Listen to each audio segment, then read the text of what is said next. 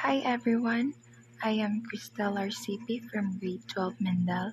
So now, we're exploring rotational quantities using vectors to understand rotation in 3D space. First, let's know what rotational quantities using vector is. Rotational quantities using vectors refer to the mathematical representation of rotational motion using vectors to describe quantities such as angular displacement, angular velocity, angular acceleration, torque, and angular momentum. First, let's start with angular displacement. Angular displacement is the change in an object's angular position measured in radians. For example, a door opening from 0 degree to 45 degree is an angular displacement of pi over 4 radians. Next is angular velocity.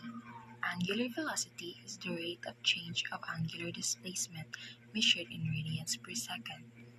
Example, a wheel rotates at 4 radians per second. This means it rotates 4 radians every second. Next one is angular acceleration.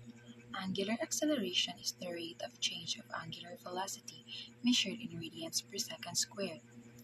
Example, a wheel accelerates from 2 radians per second to 6 radians per second in 2 seconds. Find the angular acceleration.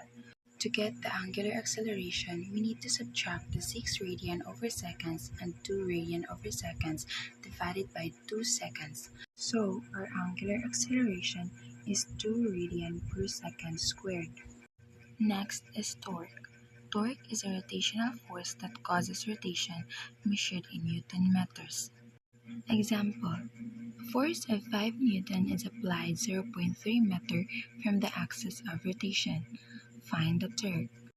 To get the torque, we have a formula.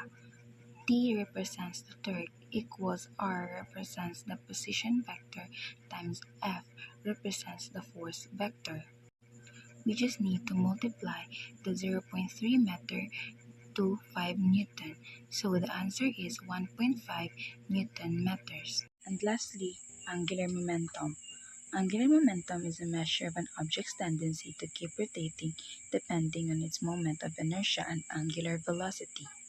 Example, an object has a moment of inertia of 3 kg times meter squared and rotates at 2 radian per second. To get the angular momentum, we have a formula. Angular momentum equals moment of inertia times angular velocity.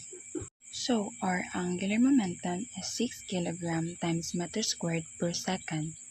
I have an example here. A wheel rotates with an angular velocity of 2 radian per second. If the radius of the wheel is 0.5 meter, what is the linear velocity of a point on the rim? The given is angular velocity 2 radian per second and radius 0.5 meters. So the formula that we're going to use is linear velocity equals angular velocity times radius. So our final answer is 1 meter per second, which is the linear velocity. These concepts and examples help illustrate the basic of rotational quantities and how they apply to real-world situations. So now, let's see if you've learned from our lesson. Please answer the practice exercise and we'll see if you get the correct answer. So what's your answer? Right, you've got the correct answer. And this is the end of our discussion. Thank you for listening.